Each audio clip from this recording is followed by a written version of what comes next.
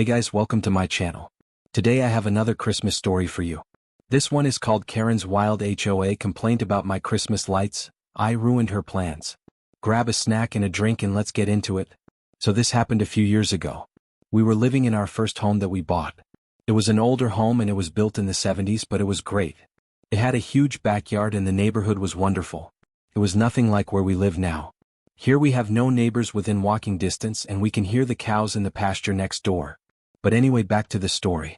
Our house was located at the end of a cul-de-sac and there was a park across the street with a large open field behind it.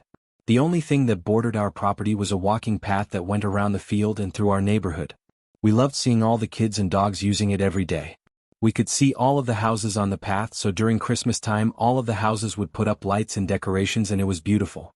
My husband and I are pretty competitive when it comes to Christmas decorating. Don't ask us why, but we just love decorating for Christmas. We do everything from inflatables to lights to figurines to a huge tree inside our house. My husband even made a wooden sleigh to hang from our roof. And we've got some serious lights going on. I'm not exaggerating when I say we probably have enough lights to make Santa's sleigh visible from space. My husband loves hanging the lights. He's been doing it since he was little, so he's really good at it. He starts planning them out in the summer and fall by measuring the length of our house and calculating how many lights we will need. He also does it so that the colors blend together. For example, if we are using purple and pink, he will start with light purple, then move to medium purple, then to dark purple, and then start over with light pink and work his way to dark pink. He likes to do that with all of the colors. It's actually really cool and everyone who drives or walks by always compliments him on them. Now, I should mention that our HOA was very strict about decorations and lights. They gave you 3 warnings and then they would fine you. So my husband hung the lights very carefully according to the HOA guidelines.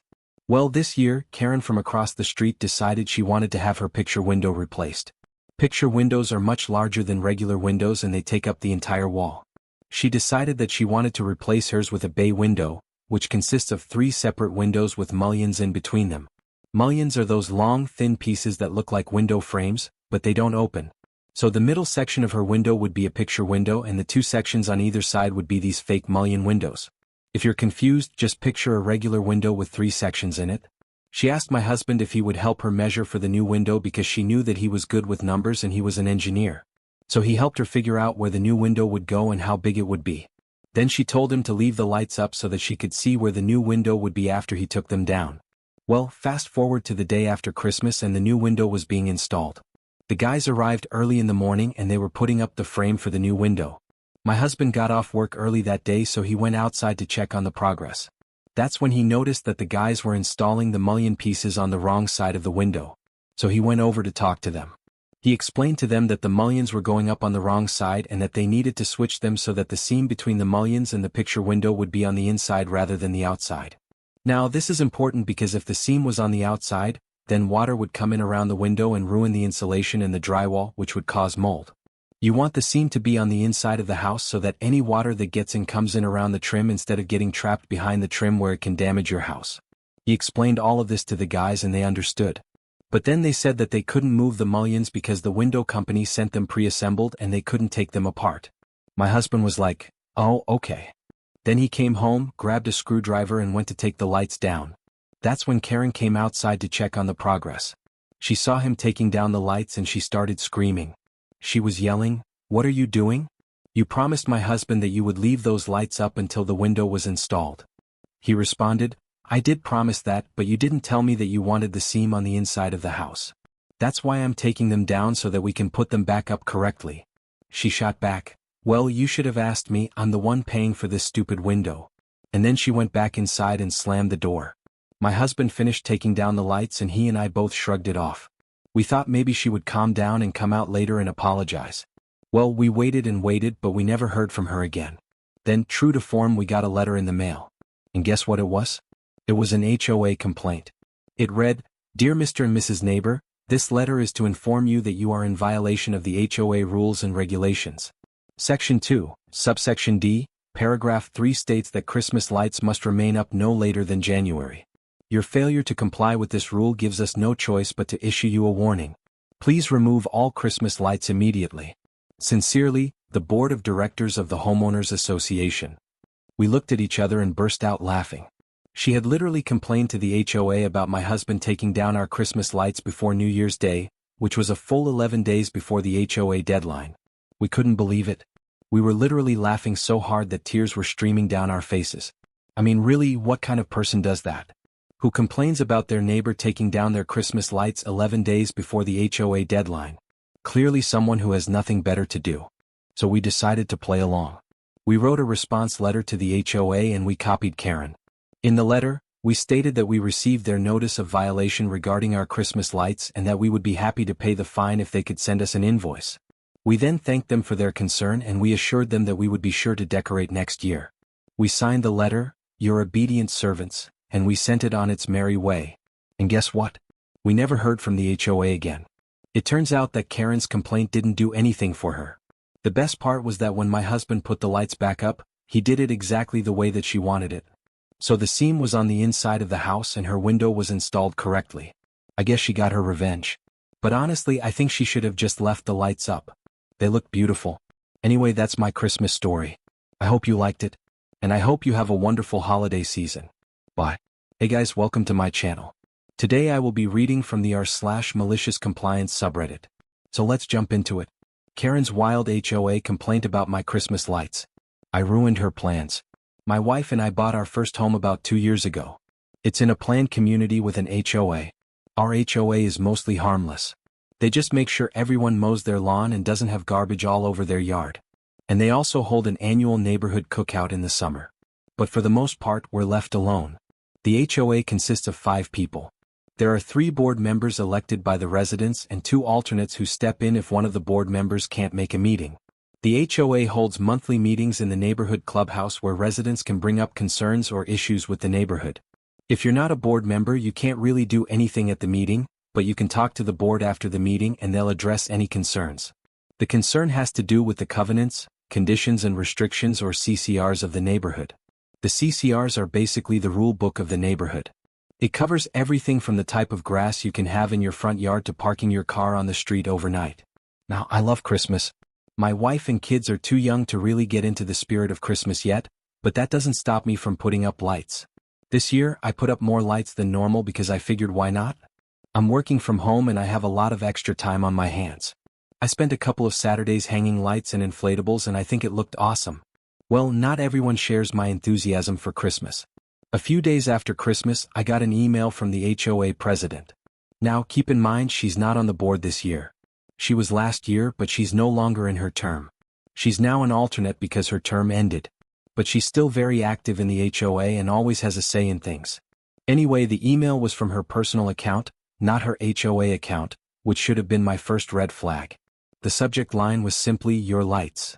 In the email, she said that she lives across the street from me and her husband were planning on having some friends over to watch the New Year's Eve fireworks. Apparently, the fireworks show at the local high school is pretty good. Her husband works at the school and gets free tickets. So they invited some friends to watch the fireworks from her front yard. The fireworks show starts at 11:30 p.m. and lasts about 15 minutes.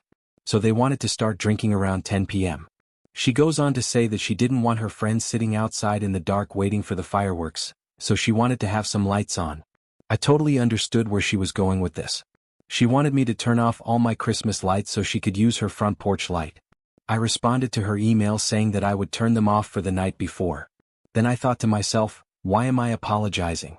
My lights aren't hurting anyone. They're not blocking the road or sidewalk and they're not against any HOA rules.